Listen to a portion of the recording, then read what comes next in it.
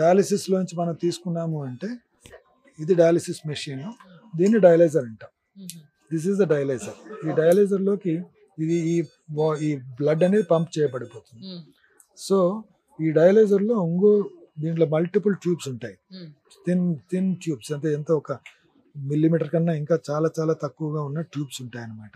ఆ ట్యూబ్స్ లోంచి ఒక ఫ్లూయిడ్ వెళ్తుంది, ట్యూబ్స్ బయట నుండి ఒక ఫ్లూయిడ్ ఉంటుంది, ట్యూబ్స్ లోంచి ఒక బ్లడ్ వెళ్తుంది.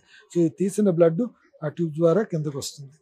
సో దానికి ఆ ట్యూబ్స్ దేంతో చేస్తుంది? Osmotic membrane. మీరు మన చిన్న ఆస్మోసిస్ అనే ఒక ప్రక్రియ, అంటే ఒక థిన్ మెంబ్రెయిన్ కి ఆపోజిట్ గా 2 కంపార్ట్మెంట్స్ ఉంటే ఈ ఆస్మాటిక్ మెంబ్రెయిన్ చిన్న హోల్స్ లోంచి ఈ చెడు పదార్థం అనేది ఆ నార్మల్ గా లేని చోట వెళ్తుంది అనమాట. సో బ్లడ్ లో ఉన్న చెడు పదార్థాలన్నీ లేని ఆ ఫ్లూయిడ్ లోకి షిఫ్ట్ అయిపోతూ ఉంటాయి. ఒక్కోసారి మనకు కావాల్సినవి బాడీలో ఇవ్వడానికి కూడా ఈ కంపార్ట్మెంట్ లో ఆ పదార్థాన్ని పెడితే ఆ కంపార్ట్మెంట్ లోంచి బ్లడ్ లోకి షిఫ్ట్ అవ్వడం జరుగుతుంది. It's a osmosis. ఇక్కడ ఎక్కువ ఉంది అనుకోండి, ఇది దీంట్లోకి వచ్చేస్తుంది, ఇక్కడ ఎక్కువ ఉంది అనుకోండి, అది ఈ దీంట్లోకి వచ్చేస్తుంది.